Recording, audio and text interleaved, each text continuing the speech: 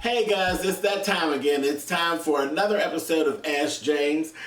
Before we get started, I want to go ahead and give some thank yous to Miss Blue and also Sly Sylvia Williams. Last week during the premiere, they gave super chats and I truly appreciate it. Thank you so much. Wow. Thank you guys so much. I really appreciate it.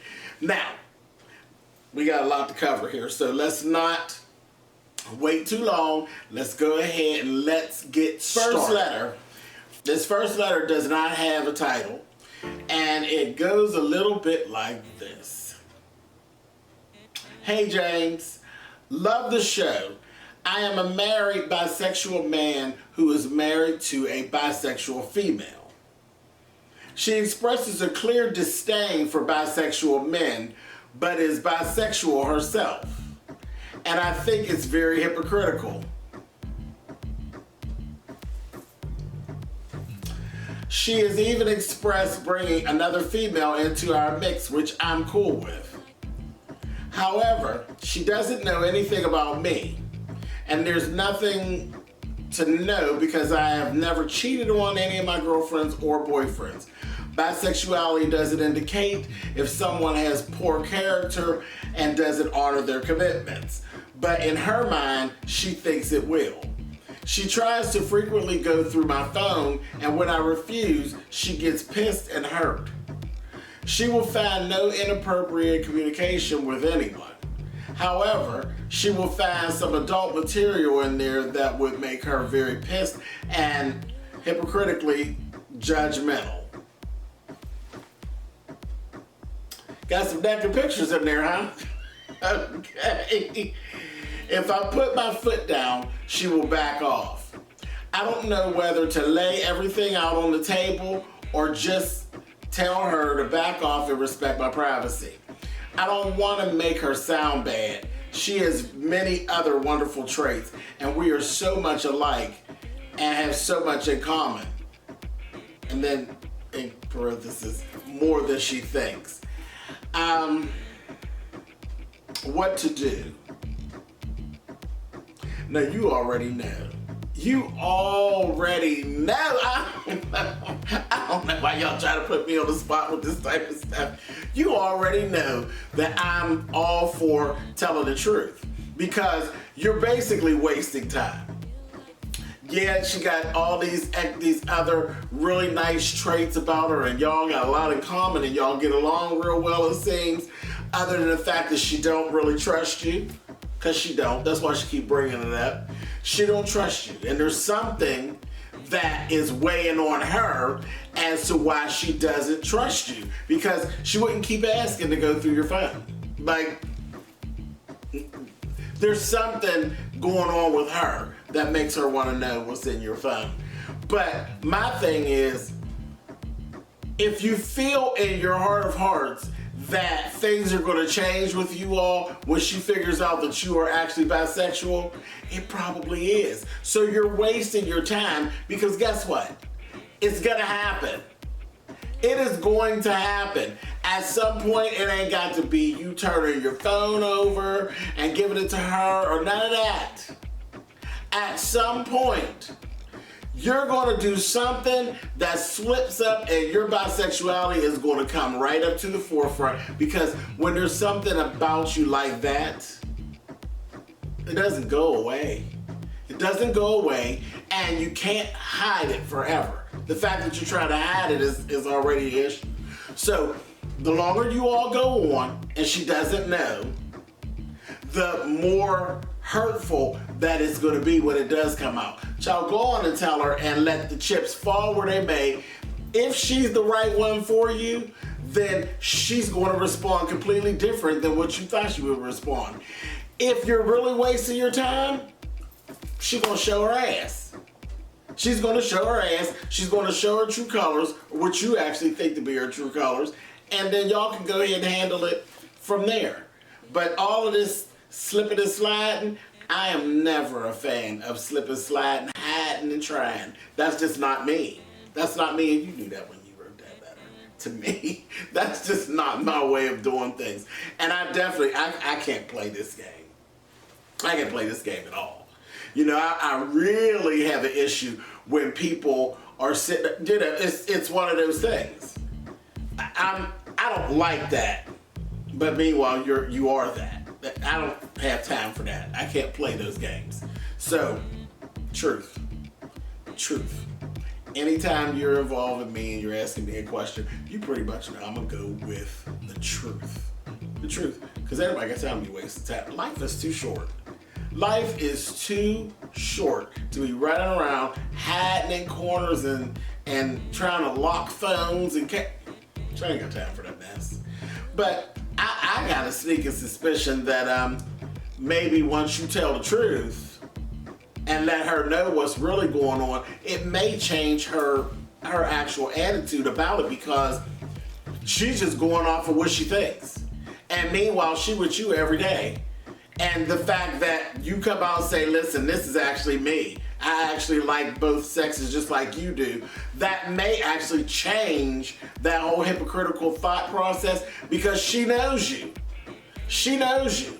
And you shouldn't have to even try to prove yourself to her, because again, y'all are in a relationship. Y'all spend so much time together. She knows you. That may change her outlook on male bisexuality. And I feel so crazy even saying that, male bisexuality. There is no such thing as male bisexuality. There is bisexuality, period. Period. LGB. Y'all are the B. There's no FB, there's no, MB. It's just B. Bisexuality. You get what I'm saying. I'm done with this. I am done with this. All right. Thank you so much for writing in. Go on and tell her, child. Go on and tell her. Get it on out on the table. Y'all be much happier afterwards. I think y'all be happier. I don't see her really going. I think she's just going to change the way she looks at things. I don't think she'll throw her whole relationship away behind it. But if so, then you did yourself a favor instead of wasting years and years and years down the road. That's it. All right, thanks for writing that. Okay, you guys, let's go on to our next letter, and it has no title, and it goes like this. I am 29, no kids, working, my own place. I recently met this guy through my cousin. It's her boyfriend's best friend, and he's 39, with no kids, his own place, and a car. We instantly hit it off, so handsome, perfect smile, teeth, and dimples. Totally melted my heart when I met him in October of 2017. Fast forward, I spent Thanksgiving at his mom's house, met his family, and we've been together every weekend since we met that night. We even spent Christmas together at my family's house. This man even accompanied me to church on New Year's Eve. Long story short, I gave him some sex early December, and we've been going at it like rabbits. It's amazing. We took the condom off too, shaking my head.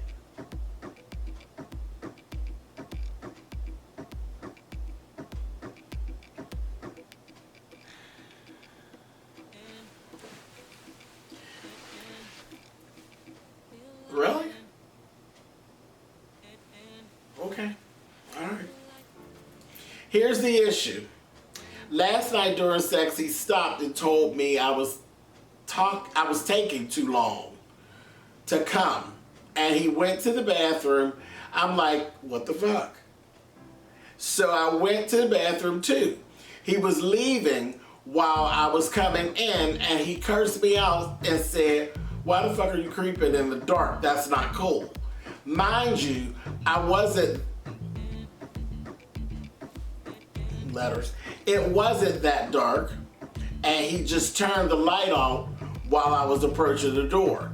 Either way, I was thoroughly offended, and I kept an attitude all night until the morning. He tried to hug me and say he was just playing, but that's not funny, and I wasn't laughing. Also, he never said sorry. I needed to hear those words. He stayed silent for 2 hours in the morning, and then I just stormed out of his apartment and said, "Fuck you," and left. I told him to pay for my Uber home because I didn't feel like I should pay for it, and he finally did after starting an argument with me. He said some mean things to me, like calling me money hungry. And I said some mean things to him too. Told him he's selfish for telling me I took too long to come and that he's not a real man. Okay. I don't want to lose him though, but I feel like this could be the end. We only been dating since October. I just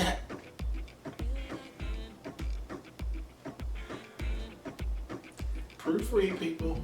I can't help to think the sex part could be the real issue behind this. I feel like he's showing me he's selfish. He's a Virgo too, by the way. Let me know what you think this issue is here, and if you think it's worth fixing. I want kids, and he does too. We planned on traveling on my 30th birthday in March. I just don't know if I should walk away or if this is a red flag. I hope this wasn't too long. No, it's fine.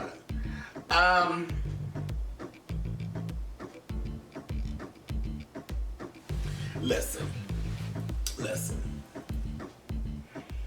First of all, I think y'all both were just in y'all's feelings that day.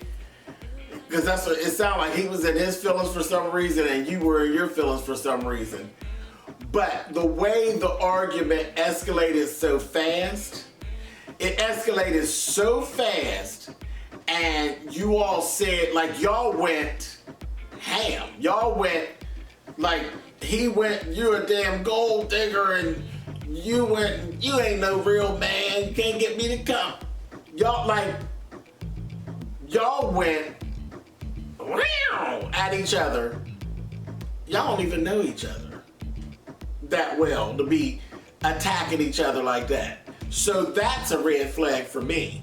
And the fact that it got so heated so quickly, and this is not a lot of time that has actually passed, would tell me that's another, that whole y'all should be wearing 2 condoms. Y'all ain't at the point of making no babies together because you don't know each other that well. You don't know each other that well. What if you'd have got pregnant 4 or 5 months ago? Now you got a baby by a man that thinks you're a gold digger. That's going to probably resent you for the next 18 plus years. May not be that way, but it very well may be that way. Now, my suggestion is that you all, because it just, I don't know, it was just too, y'all was just too, I don't know what that was about. Y'all went too hard, too fast. But I think y'all are probably both on the same page. I think you both probably regret it. And y'all be a little more careful about how you handle each other. I say go ahead, give them a call, and give it a try. Put the damn condoms back on.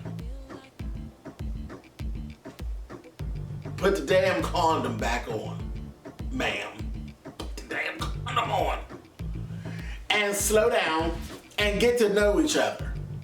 Go on and go out, for your birthday and all of that kind of carrying on. Go ahead and do all of that. Work that all out. It's cool. But I definitely think, because the way it started, like, everything was cool. But y'all just went too hard. If y'all have another argument that's something silly and y'all start going hard, get your purse. Get your purse. But most important thing, pay attention to each other, a lot of attention, and put the damn condom back on. All right, that's what I got to say about this little stuff here. Too quick, too hard, condom. Back on.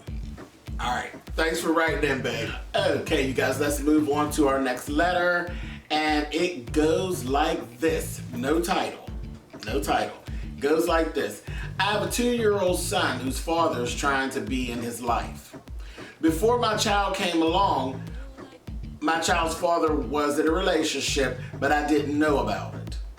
When I found out I was pregnant, he tried to make me abort it and even distance himself from me. He also got engaged after I found out I was pregnant. It had got to the point where I had to make him take a blood test. Once my baby was born, he agreed to pay child support, but has never met my son because he doesn't want his fiance to know about the baby. He also put a gag order on me. He's deep. From my understanding, him and his ex-fiance are broken up and has been broken up for a while. Now all of a sudden he wants to be in my child's life. Not only that, he found out through social media that his son is about to have a stepfather, which prompted him to contact me. Should I allow him to have a relationship with my son after all he has done?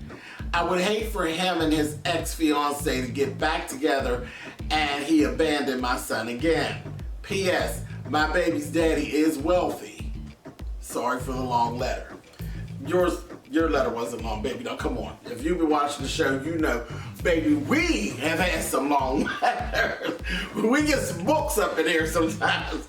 But no, you did a great job with actually condensing it and putting everything together and getting your point across.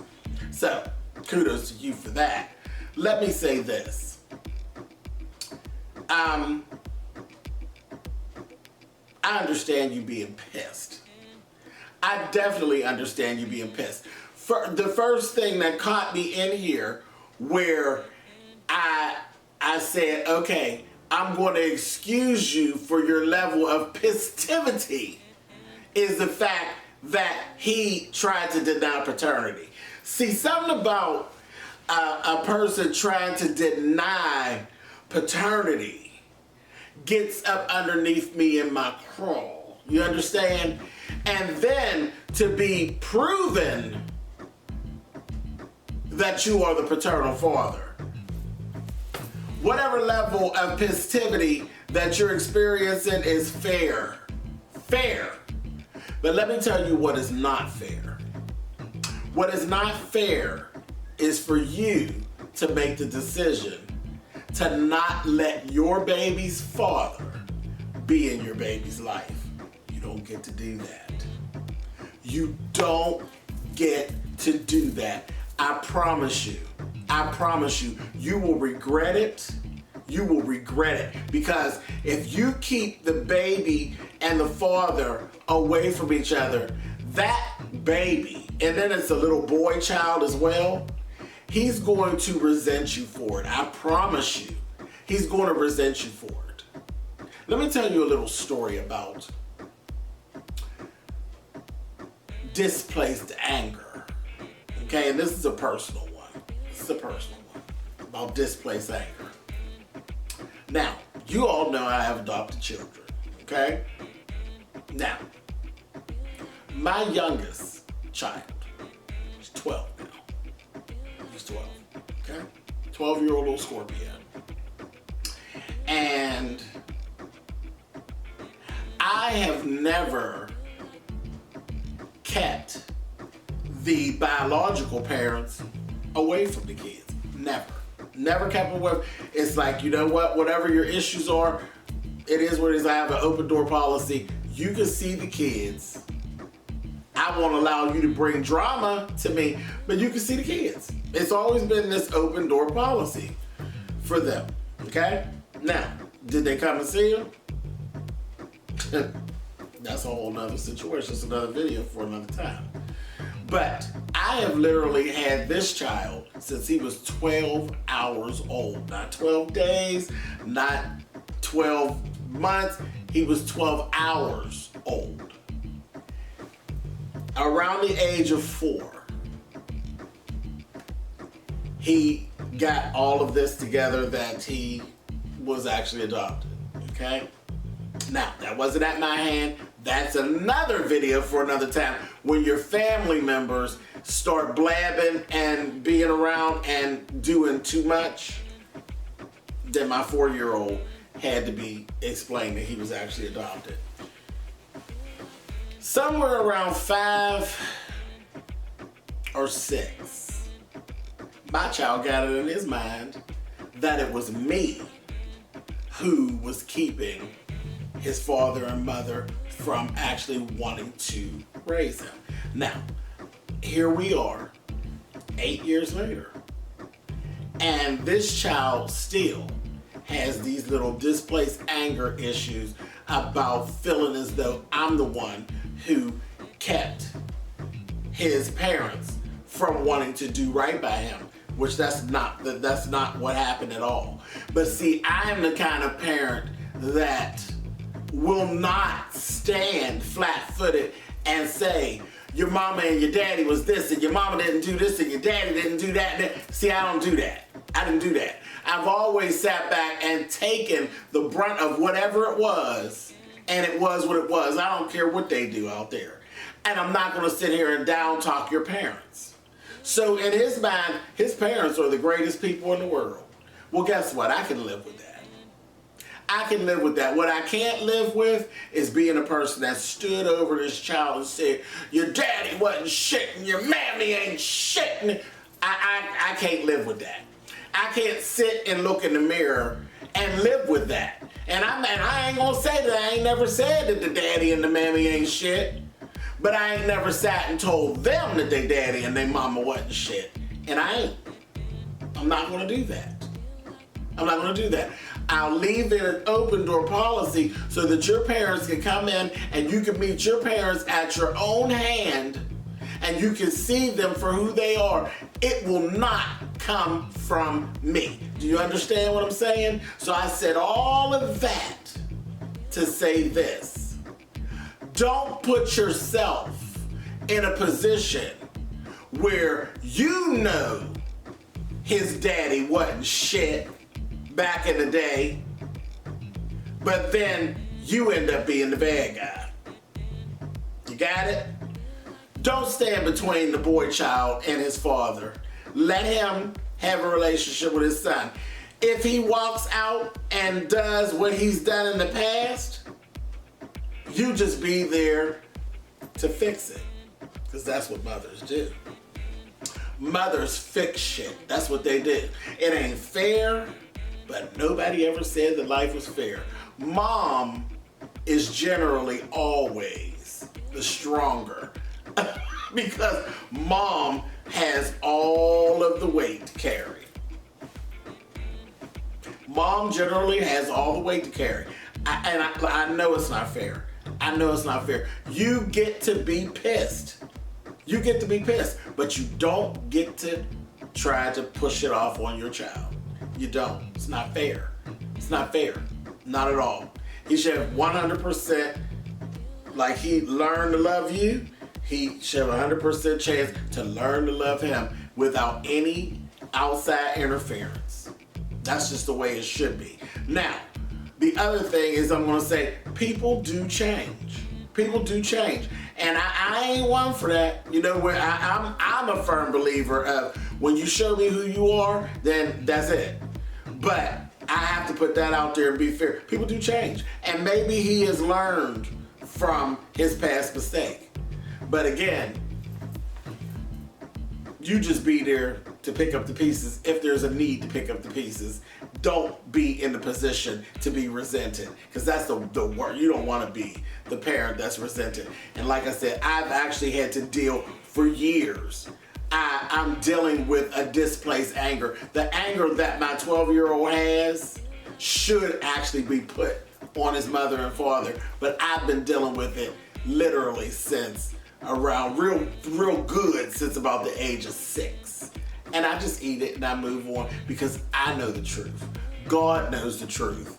And at some point in life, he's going to know the truth. But for now, I'll eat it. I'll eat it. I'm a fat ass. I done ate everything else. So I'll eat it. But that's my advice. Now, you have to deal with it the way you choose to deal with it. But I put some things on the table there for you. Just make the right decision. And you will. You'll make the right decision for you. I hope you don't put yourself in a position to be resented. I hope you don't. I really don't, because that's going to hurt. Listen, I have good days and I have bad days because I didn't really do anything wrong. In your case, if you choose to go that way, you'll know that you actually did something wrong when your child starts resenting you. So keep that in mind. I've been dealing with it when I didn't do anything wrong. When you're guilty and you deal with, I'm sure that's a whole different box of Captain Crunch. So there you have it. That's what I have to say on this situation. Thank you for writing in, babe. All right. Okay, guys, let's move on to our next letter. The next letter, actually, it has no title, and it goes like this. It says, first, let me start by saying I'm a huge fan of your show. You get me through my work days and make me look awkward as hell when I burst into laughter and there's no one in the office. I'm sorry. Not really. I'm not really all that sorry, but that's funny.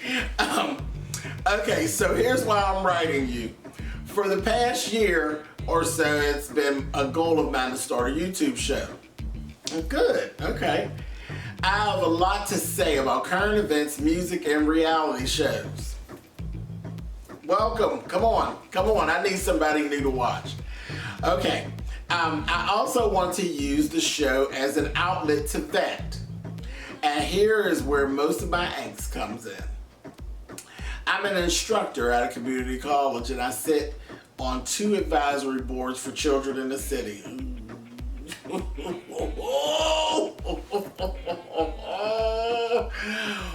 Okay, all right. I pretty much can answer this right now, but okay. My question to you is, how do I still be my loud, foul-mouthed, straight from the hip shooting self and still be respected in the community and by my peers at work? I had the same worry about what my family would think. Thank God I've gotten to the point where I'm like, they can kiss my ass. Side note, they're not my favorite people. Oh my God, this sounds like I'm writing a letter to myself, honey. It really does. Except for the community college part, that's pretty groovy. But other than that, it sounds like I'm writing a letter to myself. I want to get to the place with my professional life. I love my job, but at work, professional me and the at home shooting the ish me are 2 different people.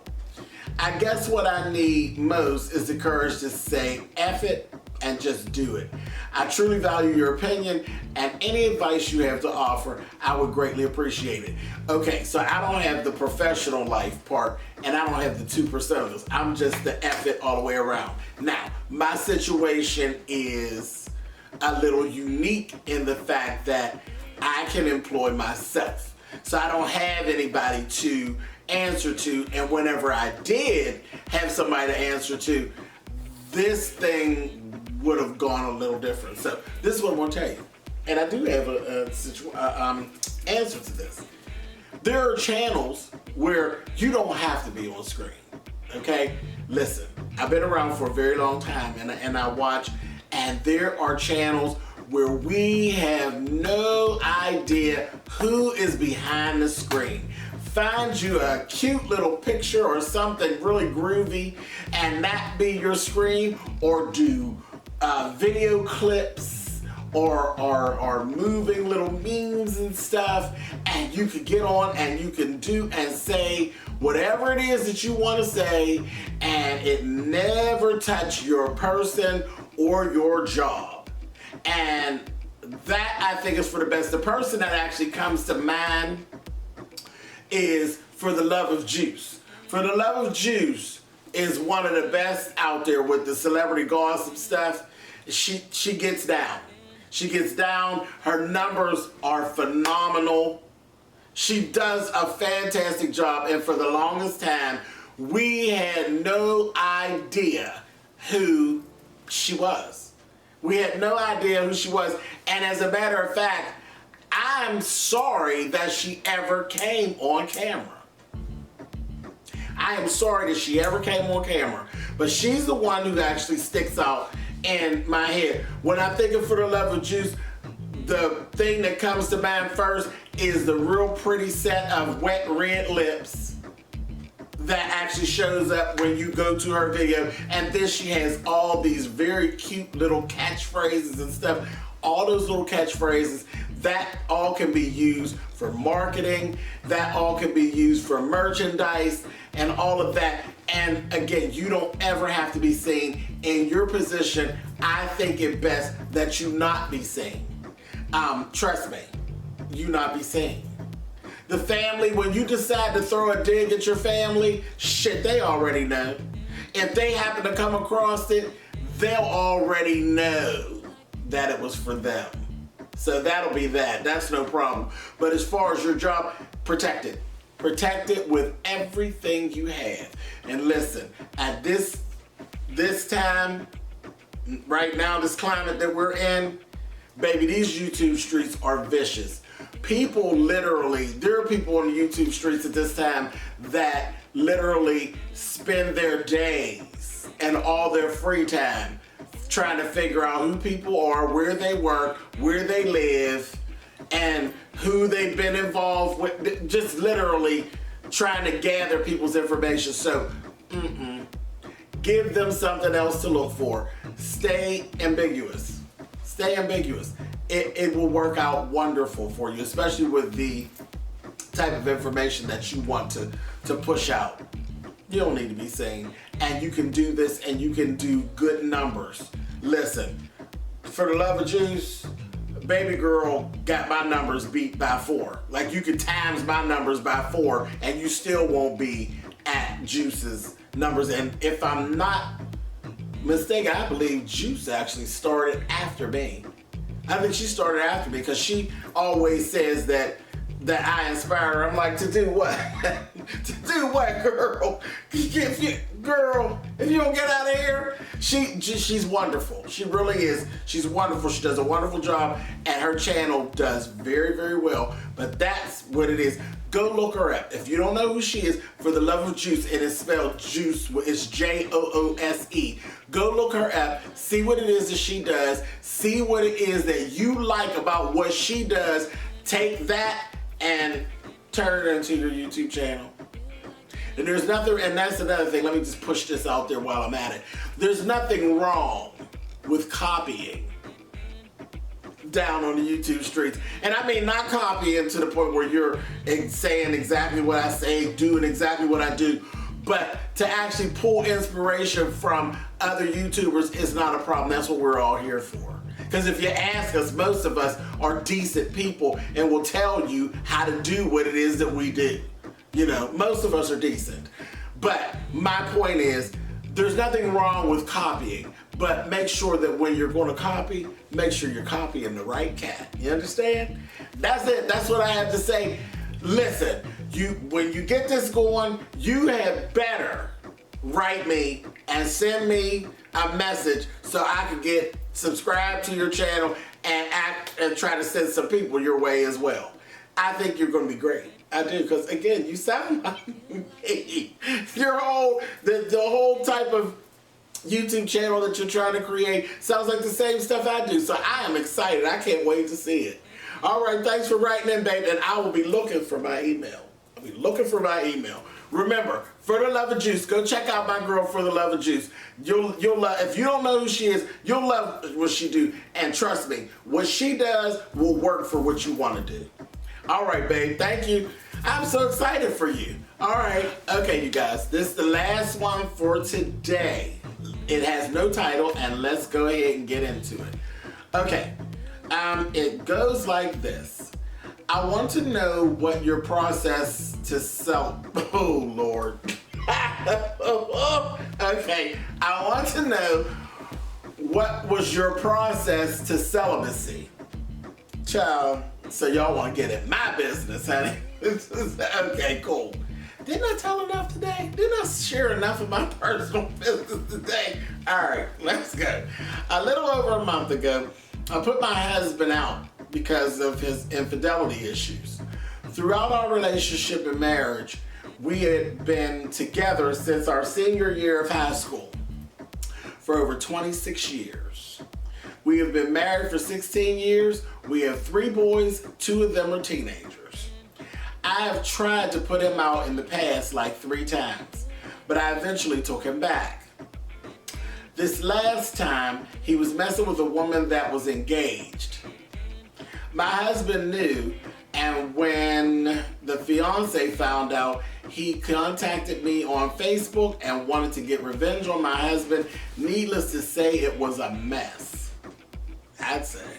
My problem is, even though my husband was not faithful, I still enjoyed having sex with him. So I really need your advice on how to move on. I need to be by myself for a long time. Okay. This is simple, and it's funny because my road to celibacy is the same as your road to celibacy. I was with a fool for 8.5 years who had a hot piece, just like your husband has a hot piece, okay? Can't keep it to himself, okay? And yes, my feelings kept getting hurt over and over and over and over again. And eventually, I got tired. Okay, so we both the same. Not really, because you got more time then. You got more time then.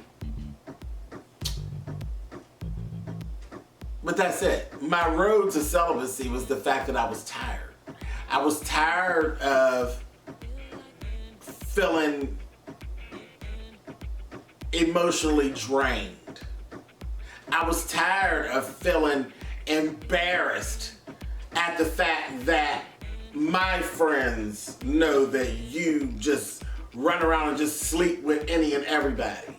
I was tired of feeling disrespected. And I was tired of feeling as though you were making a fool out of me. You don't keep making an ass out of me. I got tired. And that was it. That was the road to celibacy. I got tired with him. And I left it alone. And when I was done with him, I was so over the whole situation. The whole situation. I was over it. And I had been tainted. I just didn't want to allow anybody to try to get close to me. I didn't want to try to learn anybody else. I didn't want to, because I've done some dating and different things like that. Like, I didn't stop letting, guys approach me. But I got so tainted in the relationship that I'm very quick on the draw, and I see bullshit from a mile away. I see the bullshit before. Listen, he was good. I know what the shit looks like before we even get to it. All that lying and sliding and moving funny and all. I can see it before we even get to it. So this is what, and I said, okay, and it just got to a point where I was like, well, I'm done with this because I'm not going to give myself to just anybody. I was always funny. I was never this overly sexual person. That's never been me. So I wasn't the one who, I've never had a one-night stand. That's just not me as a person. So I don't get so hot in my person that I got to let somebody get to sweating all over me. That's not me. So my road to celibacy came from me being in a dark place and dealing with a lot of hurt and emotional turmoil and not wanting to do it. So it just kind of warded out the sex part. And when I get to meeting somebody, I'm already picking it apart as we go. So I'm not so quick to get to the sex part because I know once the sex part gets involved, you go from this to this. Sex complicates things. And I have to really, really like you to engage.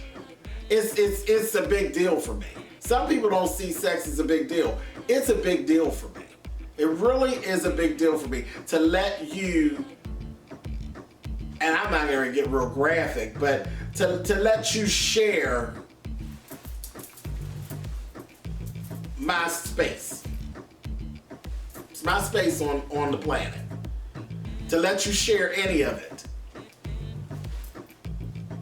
What's inside, what's outside, any of it. It's a little deeper for me. It ain't just you just going jump on and we gonna sweat it out and then I'll see what I see. That's not me. That's never been me. Gotta work for it. Gotta work for it. Gotta work for it. And I ain't getting down like that. So this was my thing. Now, as far as with you in this whole little situation, when you told me I still enjoy, he did this, that, and the other, and I still enjoy having sex with him. It's okay. I need to be by myself. It sounds good. It looks good written down, but until you actually feel that, and that you're not just writing it, once you feel it for real, then you'll just turn around and you'll be done. You'll be done. You won't have to ask nobody about it. You won't have to write me. You won't have to ask nobody nothing. When you're actually done and you've actually reached your place where you're like enough, then you'll just be done. There will be nothing to even be said. Because I didn't tell anybody I was going to be. I didn't even tell myself that I was going to be celibate. I ended up just being in it. I looked up one day and I was already a year into it. And then after I had been into it for a year or so, it's like, okay, it became a whole new way of life for the most part. It just was on and popping. And at this point, it's been, 17 years. 17 years in July. 17. So, no biggie, it just was what it was. And you won't have to write it, you won't have to say it, you'll just be in it.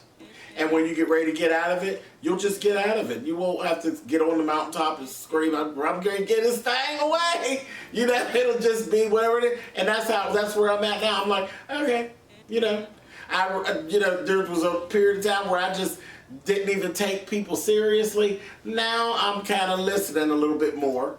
I'm listening a little bit more because I might want to be bothered with somebody. I don't know. But I'm listening a little bit more. But I ain't have to get on the mountain and say, hey, I'm open for business. You know what I mean? So just don't worry about it. When it's time for it to happen, you won't even have to think about it. It'll just happen. It'll just happen. It is what it is. I hope that helps. But that's what I have to say on the situation. And now you got my little celibacy story. All right. Talk to you later, babe. All right, you guys. Thank you so much for tuning in. It has been a good one, I think. I've had a good time with y'all all in my daggone business. Come back and see me again next week at 1 p.m. and I'll be right here waiting with some more letters and we'll go through them and see what is going on with my folks. All right, you guys, thank you so much for tuning in. Make sure to tune in to me at 12 p.m. for Swipe Left on Saturdays, 1 p.m. on Wednesdays for Ask James. And check out my YouTube channel for all the other little stuff that I got going on. If you have a story you want to tell or something that you want to get some advice on, by all means, you can either write me a letter at P.O. Box 99432, that is Pittsburgh, PA 15233, or you can send me an email to spillitboy@gmail.com and we'll check it out and see what I can do and if there's any help that I can actually give. And right now, here's another one for you before I go. I've just started a third channel. It is completely nothing but sewing instructions and design and fashion situations. It is actually called Sewing with Shay Treasure. Go over if you're interested in fashion, sewing, ultra, anything, any type of anything that has to do with a needle and thread and a pencil and paper, go over and join that channel. All right? Thank you guys. I love you, and I will see you soon. Mwah!